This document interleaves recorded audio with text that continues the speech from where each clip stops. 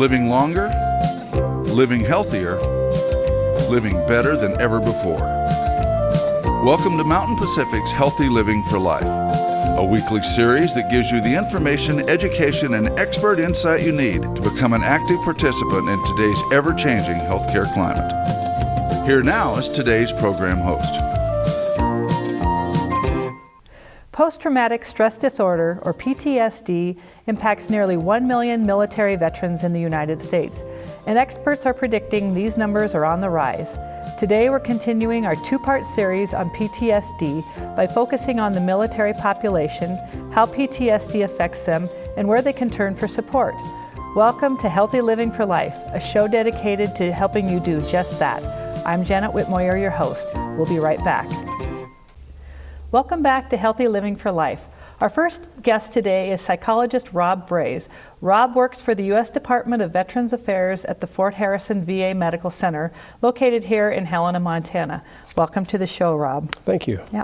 Let's first off start off by having you tell us how many veterans we have in Montana and how does that population compare to other states' veterans population? Well, sure. Montana has the second highest rate of veterans per capita in the U.S. And so that's around 98,000 residents, and about 1 in 10 Montana residents are a veteran. And when you think about the veteran population here, about 75% have served during a wartime era. Wow, that's a staggering number. Mm-hmm. So to accommodate such a large population, how many facilities do we have in the state, VA facilities for our veterans? Well, the main facility, the main hospital is in Fort Harrison there in Helena. Mm-hmm. And then we have 14 community-based clinics that are spread throughout the state and 5 vet centers. The VA website has a facility locator on it that will allow you to put in your address and find the facility that's closest to you. Okay. So focusing a little bit more now on PTSD, do we know about how many veterans in our state are suffering from this disorder? That's a tough one because we don't have direct stats because some people don't even know they have PTSD or have never sought services, but we do know from some larger studies that for people who've served in combat or in wartime, about a range of about 10 to 20% of those in any given year have PTSD. Okay, so why does PTSD occur more in the veteran population than for those that are not in the military?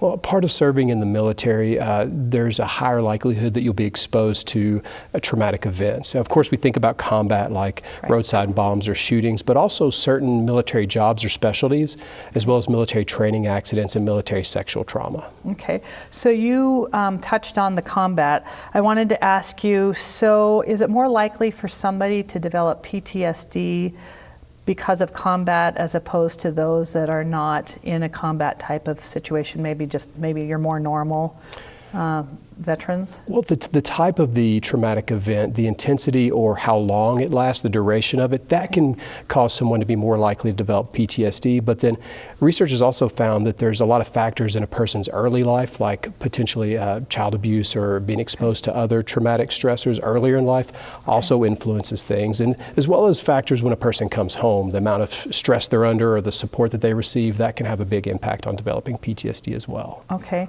So I want to ask, for the veterans that are in combat, are they actually developing PTSD during combat, or does it start when they come back home and are trying to re-enter into their normal life? Well, that's one of the interesting things is there's no one trajectory. So some people will begin to experience symptoms right after the event occurs. Other people, it might be when they get back home and are back around family. And still for some, it could be decades down the road that they start to have symptoms. Okay. So talking about symptoms, can you tell us what some of the common or most prevalent symptoms are that they might exhibit? Sure. To the best way to kind of understand the symptoms of PTSD is to use the acronym RAIN, R-A-I-N. Okay. So the R stands for reliving or re-experiencing. So people might have nightmares or dreams or thoughts about the experience that kind of rush in when they don't want to. The A stands for avoidance. People often, because of how powerful the memories and the emotions are, they might try to avoid thinking about it, avoid talking about it, avoid things that remind them of it. The I stands for increased arousal, so they might feel on edge or irritable or kind of jumpy. And the N stands for negative beliefs or negative emotions, so guilt and shame and avoidance.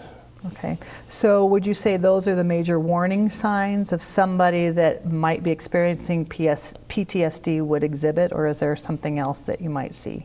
No, those do serve as warning signs, but also it's important to remember that it's really natural and kind of expected after a traumatic event to have some of those signs and symptoms.